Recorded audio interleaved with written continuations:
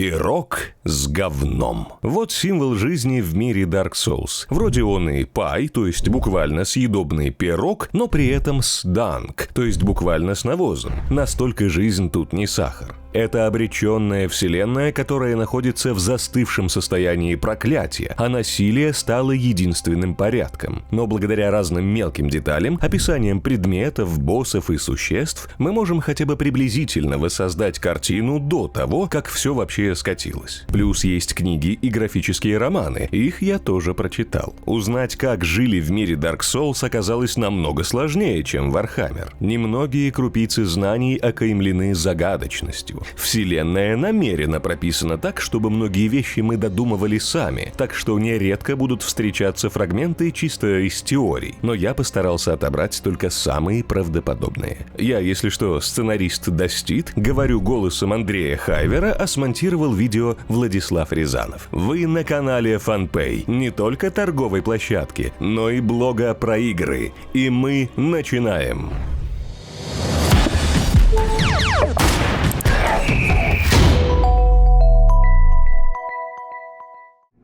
Эра древних. Сначала погрузимся в контекст этой мрачной вселенной. Когда-то в Dark Souls было очень спокойное время, давно, во времена царствования драконов. Тот период назывался Эрой древних. Тогда мир был покрыт туманами, серыми скалами и толстыми деревьями, о чем и говорит нам вступительный ролик первой игры трилогии. Эра древних не имела течения времени и понятных нам природных порядков. Если существовали другие обитатели планеты, они явно не отсвечивали и сидели где-то под землей. Неизвестно, как долго длилась безмятежная эра древних. Ей на смену пришла эра огня, когда возникла искра и родилось первое пламя. Тогда все изменилось. Мир раскололся на свет и тьму, жар и холод, жизнь и смерть. А затем, как говорится в ролике, из тьмы пришли они. Кто они?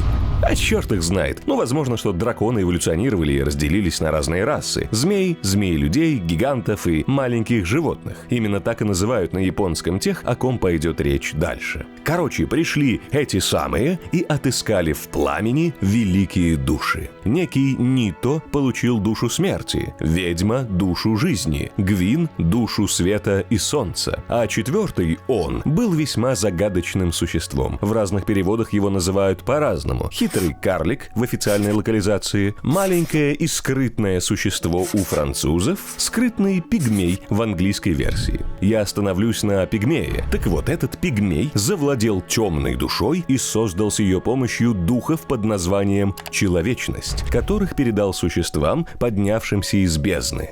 Людям. Поэтому каждый человек несет в себе частичку темной души. Отсюда и название игры – Dark Souls. Обладатели великих душ использовали свою огромную мощь, чтобы атаковать драконов. Таким образом, можно смело предположить, что насилие массового характера началось именно в этой точке. Мир пришел в движение, раскололся на противоположные составляющие. До появления первого пламени самой природы противостояния не существовало. Обитатели мира просто были. И все.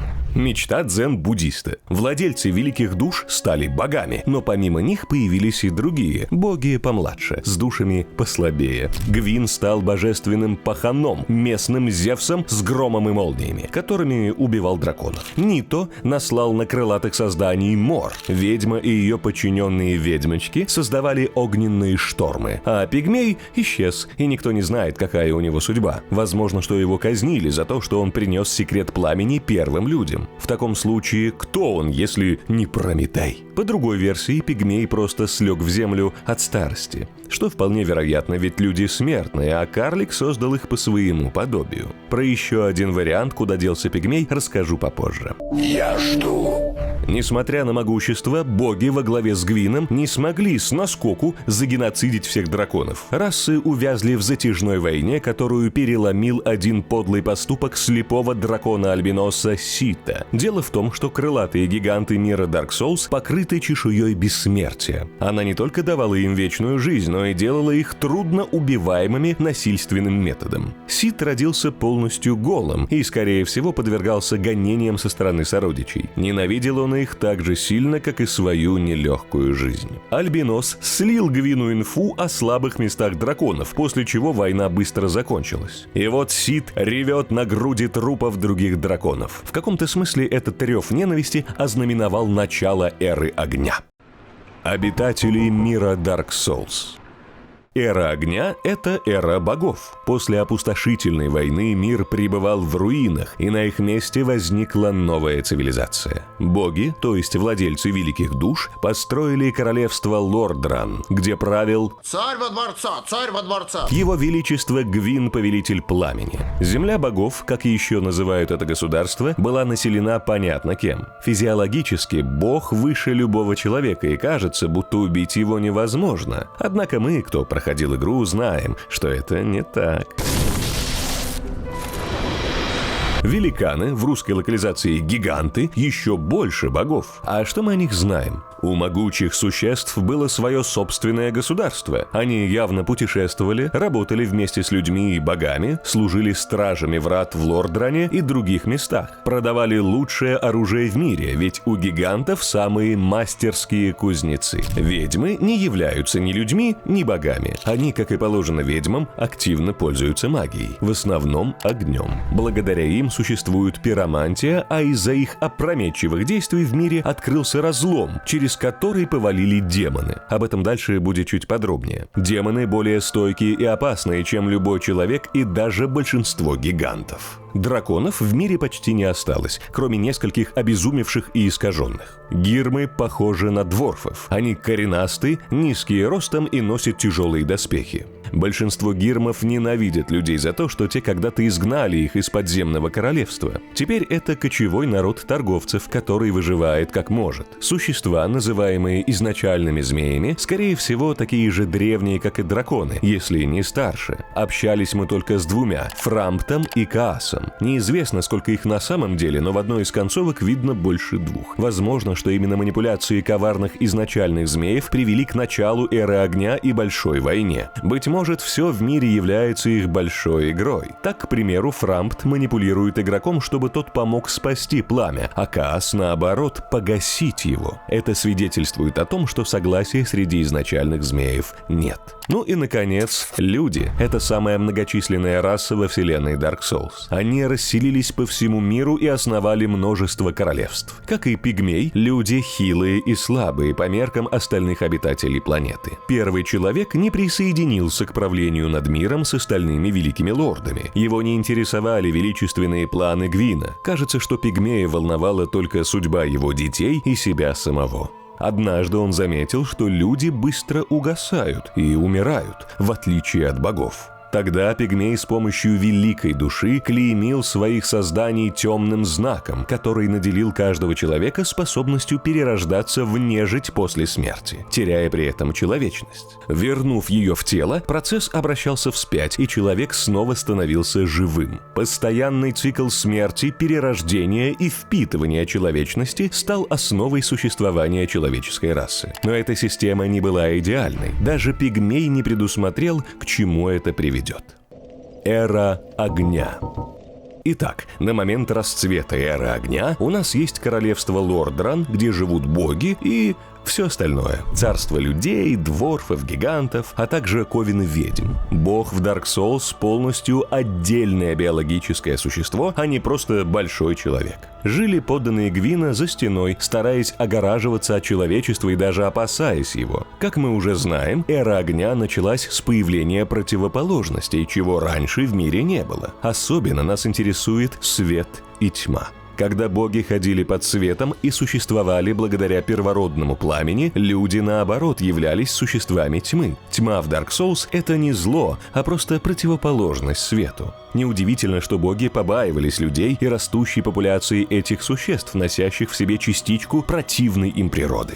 Хотя, конечно, оба народа контактировали друг с другом, и Гвин, по крайней мере, какое-то время старался разумно управлять человечеством. В столице Лордрана под названием Анор-Лондо поселились дети Гвина и его верные серебряные рыцари. В личную гвардию Повелителя Света вошли лучшие его воины. Орнштейн-драконоборец, рыцарь Арториас, благородная леди и мастер клинков Сиаран, а также искусный лучник Гигант Гох. Учитывая, что Гигант был допущен в саму гвардию Гвина, можно сделать вывод, что к этим существам боги относились с большим доверием, чем к людям. Да и по всему Лордрану мы тут и там встречаем гигантов. Мы знаем также о семье, детях и корешах Гвина, которые отгородились и жили в Анор-Лондо. О первом ребенке Повелителя Пламени известно мало. Он стал богом войны. Сейчас его называют Солнечным Первенцем. Сын потерял право жить в Анор-Лондо, лишился статуса бога и за свои косяки был вычеркнут из истории. Какие именно, не говорится, но мы можем догадаться по описаниям предметов и намекам, оставленным Миядзаки. Солнечный Первенец — это безымянный король из Dark Souls 3. Очевидно, что его пнули за союз с драконами и, скорее всего, за слишком неадекватное поведение.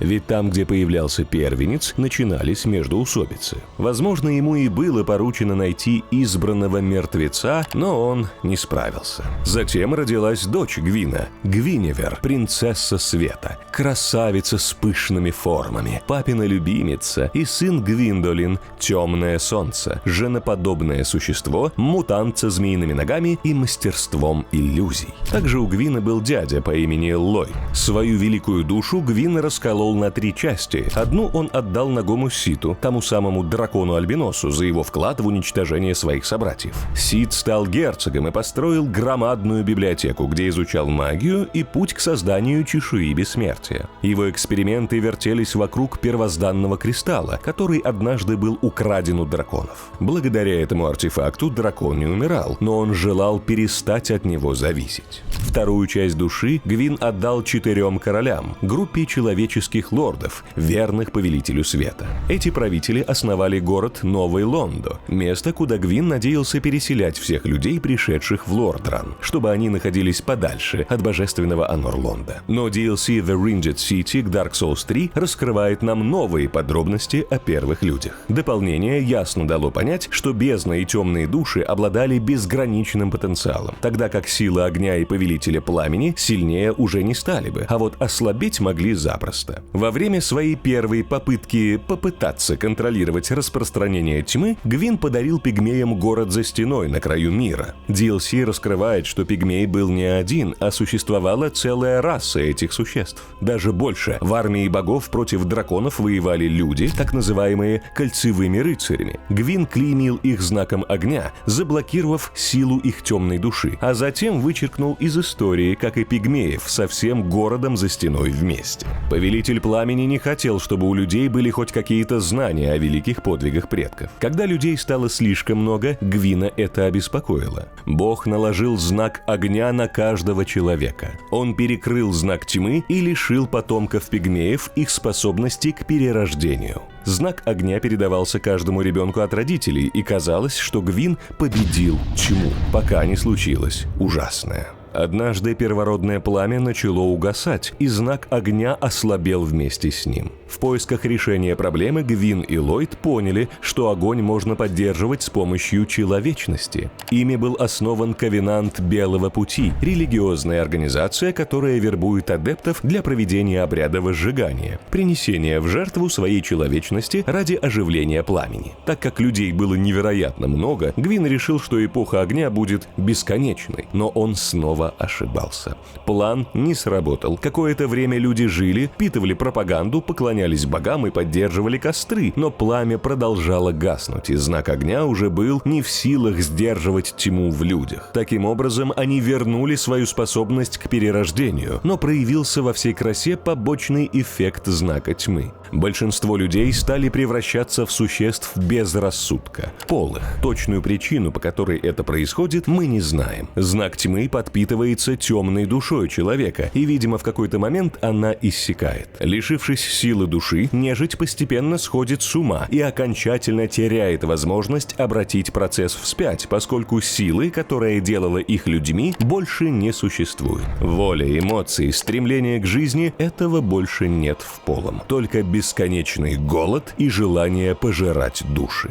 Но уже давно устоялась прочная и логичная теория, что пустоты в душе можно избежать, если постоянно иметь волю и цель. Именно поэтому рыцарь Солер ищет свое солнце и помогает людям, а луковый рыцарь Сигмайер путешествует с целью совершить великий подвиг. Кузнецы, которых мы встречаем, тоже не обезумели, потому что постоянно сосредоточены на своем ремесле. И, в конце концов, главный герой игры. Он все время имеет стремление куда-то идти и что-то делать, чтобы исполнить пророчество об избранной нежити. Однажды полые построят даже свою цивилизацию, но об этом позже. Нежить заполонила все королевство, а вместе с ней и тьма. Не зная, что с этим делать, Белый Путь заключал немертвых в тюрьму под названием Северное прибежище нежити. 4 короля были одними из тех, кто дружил с Гвином. Он назначил их правителями в городе Новый Лондо. Поселение тесно соседствовало с Анор-Лондо, но предназначалось исключительно для людей. Уникально оно было тем, что являлось мультикультурным. Все народы мира приходили сюда в своих паломничествах с целью увидеть город богов. Некоторые даже оставались жить на постоянке. Назначение 4 королей было попыткой повелителя огня хоть как-то контролировать человечество. Новый Лондо был потрясающий, развитый город с уникальными традициями. Однако 4 короля, те, кому Гвин доверял настолько, что отдал часть своей великой души, стали причиной великого бедствия. В Новый Лондо пришла бездна. Изначальный змей Каас поведал правителям, что божественная эра огня должна смениться эрой тьмы, эрой людей.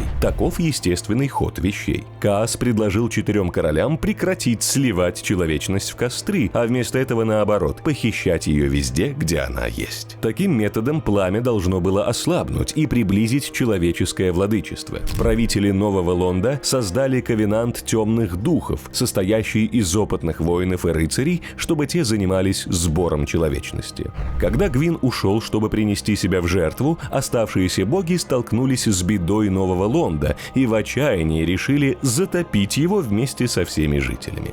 Гигантские врата не давали воде уйти. Боги отправили 3 хранителей печати, которые следили, чтобы так оно и оставалось. Этот поступок лишь великая кульминация в отношениях богов и человечества. Раньше, когда правил Гвин, он применял другие методы для контроля распространения тьмы. Религия. Очевидно, что люди, пусть и не все, почитали богов и самого Гвина. Да и после проклятия нежити многие не перестали. К религии у обитателей мира Dark Souls разные отношения. Одной из самых известных организаций является Белый Путь, культ Всеотца Ллойда, который беспрекословно служит богам и занимается спасением эры огня. Само собой, некоторые последователи Ковенанта иногда начинали сомневаться в том, правильно ли они поступают, выполняя приказы Гвина и его шайки. В таком случае усомнившийся должен был отправиться в паломничество, чтобы очистить свой разум от греховных, как им внушала церковь, мыслей. Одним из самых известных паломников Белого Пути был паладин Лерой. Он прошел огромный путь, распространяя веру, после чего осел в жутких катакомбах. Когда-то Ковенант даровал ему великие реликвии – щит Санктус и огромный молот Грант. Они помогают ему нести службу. Какую? Вероятнее всего, Лерой защищает бога Нито, повелителя могил. Владелец души смерти лишь сотрудничал с внешним миром, собирая трупы даже великанов и богов, судя по разнообразию скелетов, которые там бродят. Однако Нито не жил в одиночестве, если термин «жил» вообще к нему применим. Свою работу бог смерти выполнял не без помощи обычных людей, которые даже добровольно спускались в катакомбы и вступали в ковенант слуг повелителя могил, еще одну религиозную организацию. Их награждали огромными огромными мечами с токсином, смертельным для любого существа. Цель слуг Нита состояла в том, чтобы с помощью предметов под названием «Око смерти» создавать разрывы в реальности и вызывать духов из других миров. Сражаясь со вторженцами, люди приумножали смерть в мире, чего и хотел Повелитель Могил. Звучит как бред и простая игровая условность. Костыль для оправдания механики, но, тем не менее, лор. В Dark Souls 2 Агдейн, хранитель склепа, лишний раз подтверждает роль людей в культе Нита. «Мы плетем смерть и следим за мертвыми. Эту обязанность дал нам тот, кто дал нам первую смерть. Здесь покоятся бесчисленные души. Некоторые из них из давно забытых времен. Кто-то был богат, кто-то беден, кто-то мудр, а кто-то глуп. Но все они теперь просто мертвецы». Все указывает на то, что когда первородное пламя начало гаснуть, Нита помогал Белому пути собирать человечность для поддержания силы огня, а Лерой взял на себя клятву защищать это мероприятие. Вокруг Повелителя Могил светится белая аура, что может означать его наполненность человечностью. И паладин нападает, когда приближаешься к боссу. Помимо спасения огня, Белый путь занимается и отловом нежити. Северное прибежище, тюрьма, где мы начинаем игру, то место, куда они сбагривали неумирающих. С помощью талисмана, созданного Ллойдом, дядей Гвина, последователи Ковенанта блокируют воздействие Эстуса, напитка, которым нежить лечится. Для клириков такой противник уже не опасен. Белый путь не любит живых мертвецов. Их так настроили с самого начала. Времена правления Гвина были золотой эпохой, но после того, как он себя сжег, его сын, метросексуал со змеиными ногами, Гвиндолин, Темное Солнце, вместе с рыцарями из клинков Темной Луны занялся отловом и наказанием людей, согрешивших против власти богов. Весьма суровым методом рыцари отрезали виновным уши в качестве трофея и пруфа сделанной работы. Трупы грешников с отрезанными ушами развешивали в назидание остальным, чтобы внушить страх перед богами. Очень тесно с клинками Темной Луны всегда сотрудничал культ Велки, богини греха. Ее адепты путешествуют в темных мантиях и предлагают людям покаяться. Если грех человека еще можно искупить и намерение его искреннее, то ему даруется индульгенция. За немаленькую сумму, само собой. Тех же, чьи души уже не спасти, вносят в список грешников. И Велка решает, кто попрощается со своими ушами, передавая имя нарушителя рыцарям клинков. В городе нежити, а также в уезде и в храме огня мы находим одинаковые статуи. Женщина держит ребенка на руках и очень сильно напоминает Деву Марию с маленьким Иисусом. Это похоже на целенаправленно созданный культ избранной нежити, где ребенок символизирует пришествие мертвеца, который совершит паломничество к принцессе Гвиневер в Анор-Лонда, а затем вернет мощь первородного пламени. Скорее всего, так и было задумано Гвиндолином, сыном Гвина, и изначальным змеем Фрамптом, чтобы люди, на тот момент уже нежить, массово поверили в пророчество, и среди них нашелся избранный. Но даже до катастрофы с нежитью среди простого населения был распространен культ Гвиневер. Богиню почитали как покровительницу щедрости и изобилия.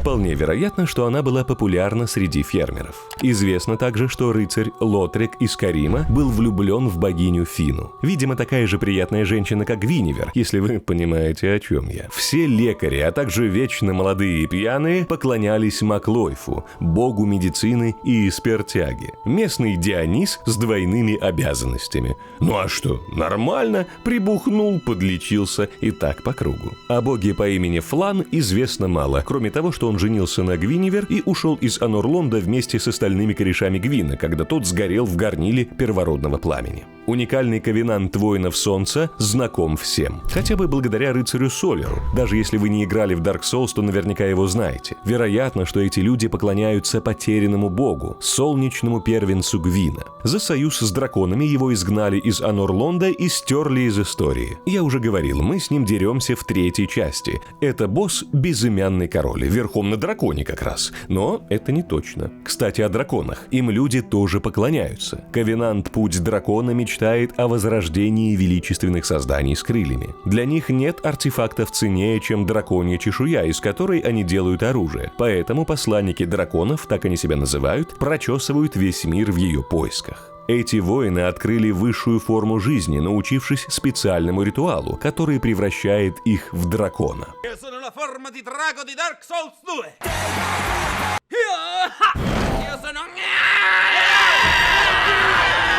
Желательно хорошо подумать перед его проведением, ведь обратно превратиться в человека уже нельзя. Да и зачем? Можно классно плеваться огнем и рычать. Арррр! Как люди молятся, мы узнали. А что там с повседневной жизнью местных обитателей? Мирная сторона. Путешествуя по миру, каждый рискует нарваться на неприятности. Часть описания сета странника в первом Dark Souls. Безопасным мир Dark Souls до сюжета игр не назовешь. Путешествуя между городами, лучше обзавестись охраной, особенно если путь предстоит через горный перевал. Ведь горы – излюбленное место бандитов и прочей мрази. Они отлично умеют грабить мелкие деревушки и нападать на торговые караваны. Видимо, не всем нравится жить под строгим контролем богов, поэтому многие встают на разбойничий путь. Бандиты поднаторели в создании разных ядов и защиты от них, и не только они.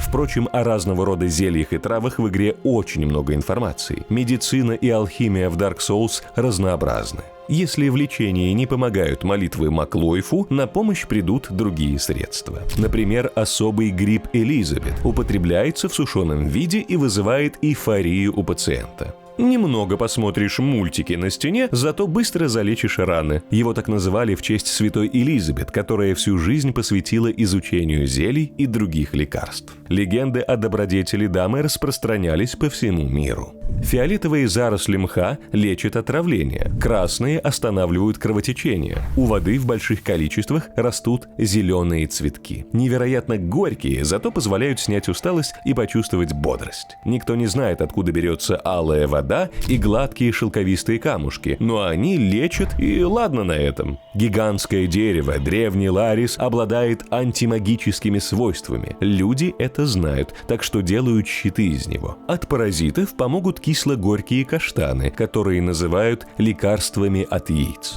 По крайней мере, личинки из изолита дохнут. Ну и в конце концов, есть зачарованные предметы. Последние могли себе позволить только самые богатые. Сэр Астор из королевства Карим заказал у ювелира набор разных колец на все случаи жизни. Кольцо кровавого укуса останавливало кровотечение, проклятого укуса снимало сглазы, ядовитого выводило токсины. Неизвестно, кому принадлежал драконий талисман, который лечит отравление и поправляет здоровье. Дворяне дома Астерия в королевстве Дранглик из поколения в поколение передавали целительное кольцо потомкам. Так что и в Dark Souls деньги да власть решают. Не хочешь сушить горькие травы с грибами? Купи зачарованный предмет. Валютой когда-то служили медные, серебряные и золотые монеты. Судя по их описанию, существовали дельцы с огромными накоплениями и отлаженным бизнесом, но с распространением проклятий нежити главной валютой стали души. Были в Dark Souls и развлечения. Роща охотника в королевстве Дранглик долгое время служила местом, где знать охотилась на нежить. Не как Белый путь, а чисто ради веселья. По всему лесу можно найти клетки, где раньше запирали полых. Кайфы закончились, когда нежитью стали все в королевстве, и с того момента уже непонятно, кто охотник, а кто жертва. Людей искусства во вселенной Dark Souls тоже хватает. В межавторском цикле графических романов «Легенды пламени» есть фрагмент с уличным сказочником, который устраивал представление для зевак. Впрочем, он высосал из них души. Но какая разница? Главное, мы знаем, что люди тут умудрялись веселиться. Ариамис из первой части и художницы из третьей создавали чудесные, в прямом смысле, картины. Такие, что в них были целые нарисованные миры, где жили разные существа, которых не хотели видеть в реальном мире. Например, дочь Сита Присцилла, полудракон, или раб-рыцарь Гаэль. Он сражался на аренах порабощенной нежити и в итоге стал искать способы сжечь к чертям свой дом-картину. Дело в том, что картины гниют. Так и случилось с этой. Гаэль хотел принести художнице новые краски для создания другого дома. По миру путешествовали трубадуры и пели о великих подвигах героев. Популярна, например, история о странствующем рыцаре Алве и его приключениях, в которых участвовали святой и ведьма. Но ничем хорошим ни одно приключение в мире Dark Souls не заканчивается. И вообще дважды стоит подумать, прежде чем связываться с художниками, музыкантами или сказочниками. Одевались люди в Dark Souls в зависимости от социального положения. Например, хранители печали Нового Лонда носили балахоны ярко-красного цвета, что могли себе позволить только слуги богов и немногие короли. Краска дорогая. Паломники Белого пути носили толстую ткань и кожу, которые отталкивали воду и удерживали тепло в холодные ночи. В дальних путешествиях иначе никак. Девы Гвиневер носили тонкую мягкую ткань, скорее всего шелк. Похожие одежды описываются как шелковые в Dark Souls 3, а также платье из шелка носила принцесса Заря из Алачиля. Еще и с узорами, наполненными магией. Пишут также, что король Иеремия, вероятно, бывший муж ведьмы Изолита, одевался в высококачественную желтую ткань. Волшебники из Витхеймской школы драконов не просто уважали черную робу, в которой ходили, но и считали позором ее лишиться. Шпионы с Востока носили черные суконные куртки. Крестьяне же надевали обычное тряпье, лишь бы хоть как-то прикрыться, и зачастую большие шляпы для защиты от палящего солнца. Жили они тоже скромно и не могли позволить себе нормальные замки на дверях, хотя и красть-то у них было нечего. Даже в Нижнем городе Нежити жилые помещения были не лучшего качества, и один ключ мог подойти к нескольким домам сразу. Там, кстати, варья было очень много. Сейчас они стали полыми. Не самый благополучный мир, в общем. Чтобы тебя не грохнули разбойники или не отравили чем-нибудь, лучше было шибко не путешествовать, жить в относительном спокойствии и заниматься фермерством. Абсолютно точно известно, что крестьяне в Dark Souls как минимум выращивали пшеницу, а значит, хрустящий хлебушек у них на столе долежал. Распространена была также охота на разную дичь в окружающих города-лесах. В графическом романе «Эпоха огня» есть фрагмент с попойкой в таверне, но не уточняется, что они там хлебают. Рыцарь Сигвард в третьей части угощает неким Сибграу. Судя по виду бочонка, это эль или пиво. Не чужд местному населению и каннибализм. Больше всего к нему прибегают в глубинах. Жуткое место – Клоака. Тут у нас вонючая канализация, сталагмиты из дерьма, гигантские крысы, с которыми не справится ни один кот, и, казалось бы, эта локация исключительно для сброса нечистот со всего Лордрана. А вот и не угадали, там, оказывается, жили люди. Вся суть указана в описании ключа от глубин. Изгнанные из города нежити влачат свое существование во влажном, лишенном солнечного света логове. Почти половина глубин напоминает опасный затопленный лабиринт. А вот описание ключа от канализации. В любом обществе найдется несколько невероятно жадных негодяев. Пересмотрели ли они свои взгляды после превращения в нежить и изгнания в глубины? Ключ к разгадке в ваших руках. Становится понятно, что все отребье, которое не хотели видеть в обществе, сбрасывалось в глубины и каким-то образом выживало. На самом деле простым, с помощью людоедства. Мы даже встречаем двоих мясников. По словам Миядзаки, они женщины, а так сразу и не скажешь. Как женщина выглядит только людоедка Милдред, которая нападает на тебя позже, в чумном городе. То, что в глубинах процветает каннибализм, подтверждает спасенный нами Лаврентий из Великой Топи. Если бы не ты, быть мне главным блюдом, стать съеденным заживо. Какая ужасная судьба. Также в описании мешка с головы мясников сказано «окровавленный мешок повара-мертвеца-людоеда, скрывающегося в глубинах». Хочешь жить, умей орудовать огромным тесаком и отделять бедрышки от голеней. Или делать отбивные, как палач Смоук. Представьте, среди богов тоже есть людоеды. В описании молота Смоуга сказано, что он любит свою работу и добавляет молотые кости своих жертв в пищу. По этой причине толстого неадеквата не сделали пятым рыцарем Гвина, да и вообще он пугает всех, кто с ним когда-либо контактировал. Очевидно, только дружба с Арнштейном позволяла ему оставаться при дворе. А вообще неудивительно, что тут жрут трупы. Безотходное производство приветствуется в Dark Souls обеими руками. Из чего бы вы подумали те самые костры, где мы лечимся? Они топятся костями мертвецов. Жуть!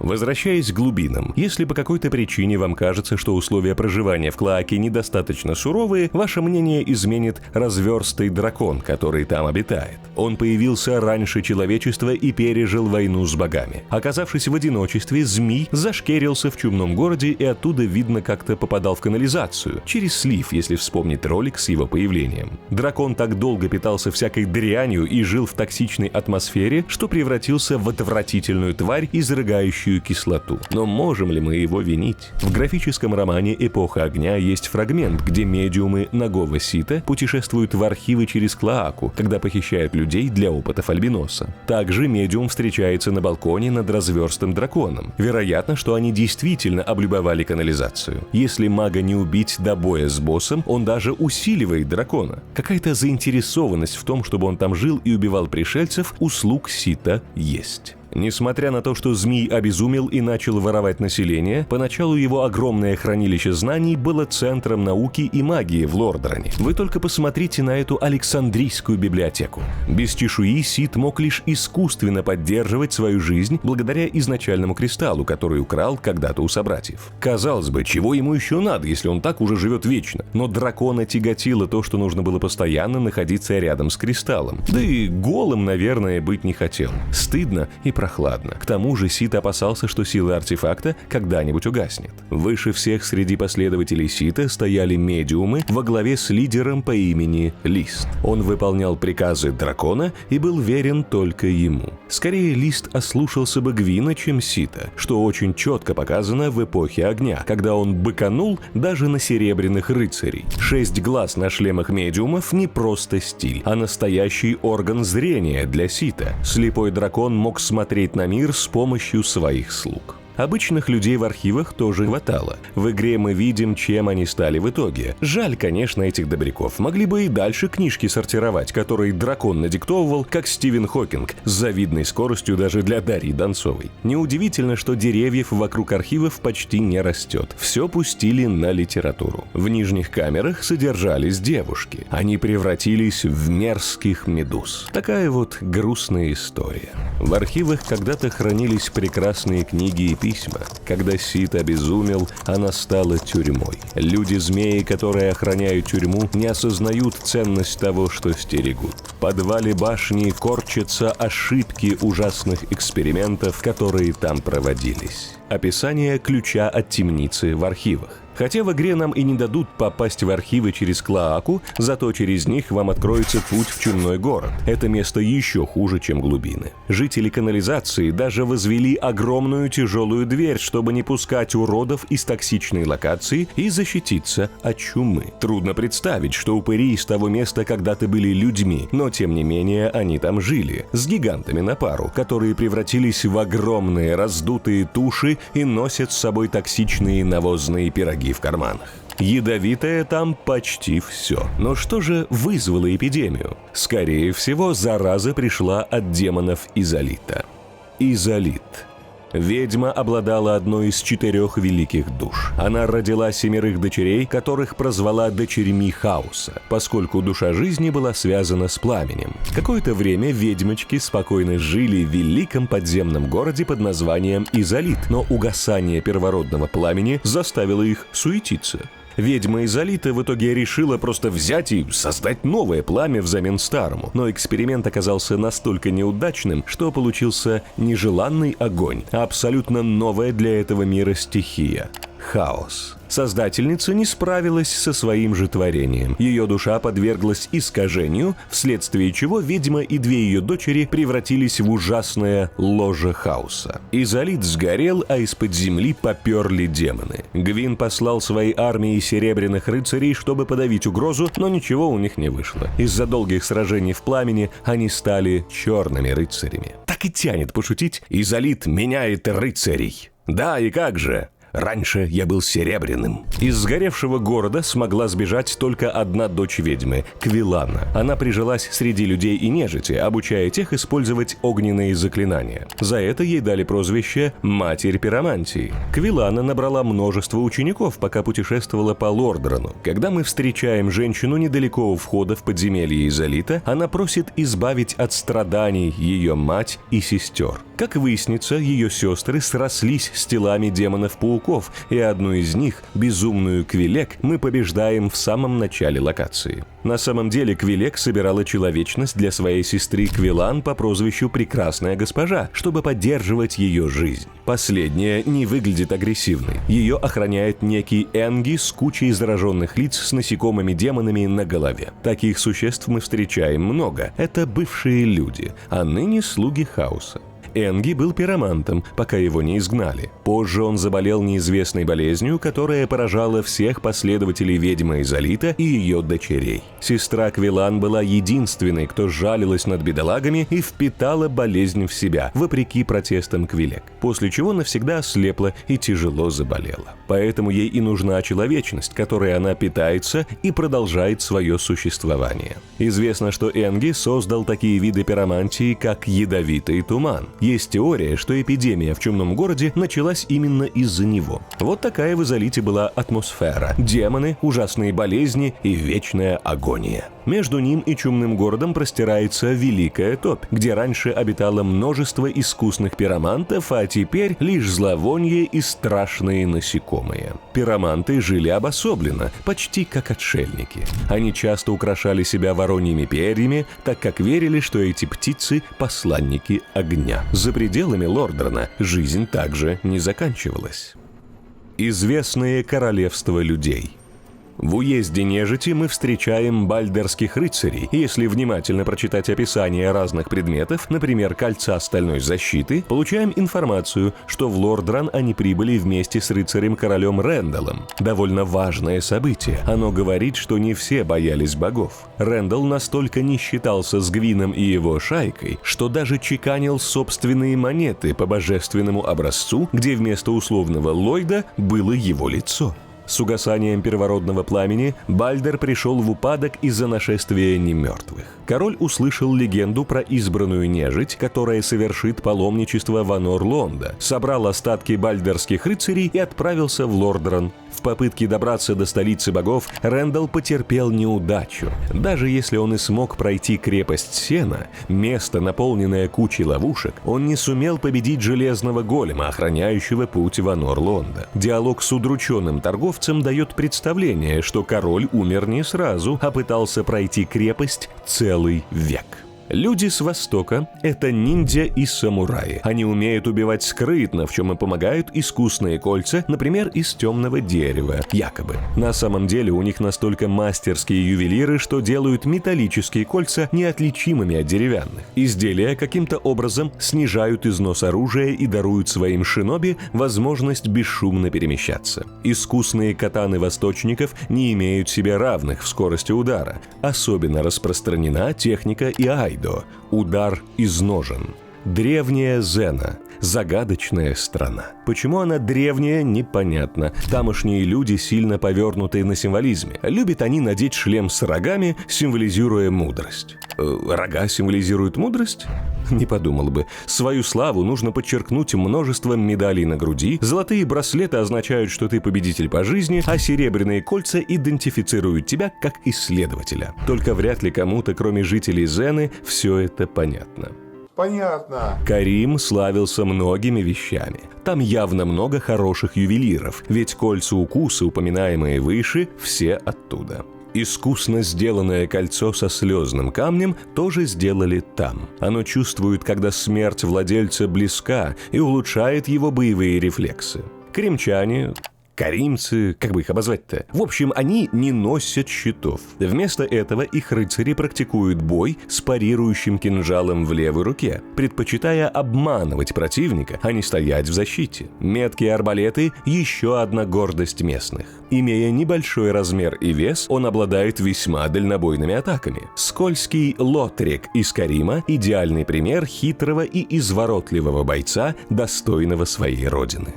Про Астору толком ничего не известно. Мало мы знаем и про Хейт. Был ли он вообще королевством или просто областью. В любом случае, его затопило море, и теперь там остался лишь маяк с развалинами, где снуют полые рыцари, похожие на крестоносцев. Поселок Олачиль стал источником еще одного всплеска бездны помимо Нового Лонда. Тамошние люди откопали первого человека, вероятно, того самого пигмея. Остановить Мануса, отца бездны, такое ему дали имя, отправился один из рыцарей Гвина по имени Арториас, который не справился, был ранен и обезумел. Маджула была свалкой и местом, где кучковались отбросы, а теперь же это лучший хаб во всей трилогии Dark Souls. Помойка в Маджуле – место, куда выбрасывали тонны мусора. Там только грязища, болезни и разруха. Примерно такая же атмосфера, как в чумном городе Лордрана. Бухта Брайтстоун была развитым торговым городом, пока ее сумасшедший мэр не скормил местное население гигантским паукам.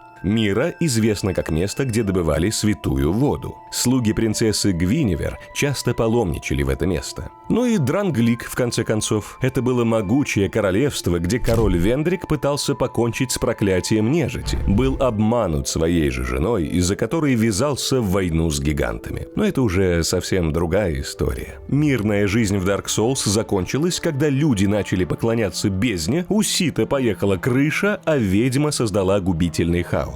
В итоге Гвину осталось только отправиться в горнило первородного пламени, надеясь вернуть в мир огонь. Повелитель света понимал, что на смену эпохи огня придет эпоха тьмы и новый порядок во главе с темным лордом.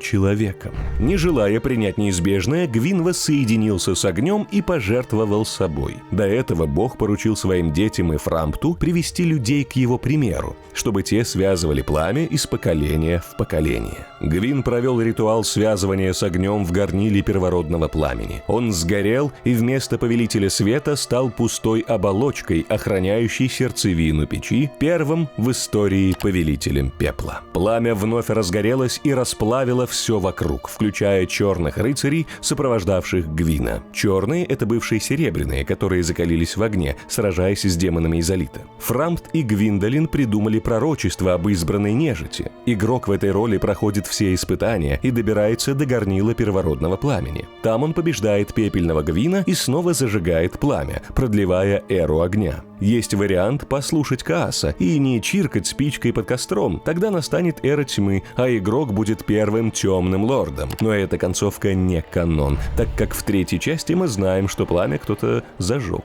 Неизвестно, сколько времени прошло между Dark Souls 1 и 3, возможно, что даже 1000 лет. Цикл за циклом повелители пепла сменяли друг друга, искусственно продлевая эпоху огня, а Дранглик и Лордран прекратили свое существование. Удивительно, но в таком шатком состоянии возвысилась новая цивилизация. Боги были изгнаны из Анорлонда, и принцесса Гвиневер поселилась в королевстве Лотрик, где вышла замуж за короля Оцейроса. У них родилось много детей, но в основном девочки. Когда на свет появилось 2 близнеца, правители возрадовались наследникам. Лориан стал великим воином и прославился в войне с демонами, а его любимый брат Лотрик был слабеньким, но способным к магии. Мать, являясь дочерью Гвина, решила, что Лотрик станет повелителем пепла, как ее отец. Но после череды длинных событий он стал первым из пепельных, кто отказался продлить эпоху огня, решив уступить место тьме. Дело в том, что с каждым новым возжиганием эпоха огня продлевалась на все более короткий период. Человеческие души, судя по всему, не были таким же хорошим топливом, как душа Гвина. Ближе к событиям Dark Souls 3 люди и вовсе больше не могли проводить возжигание, из-за чего стали негорящими.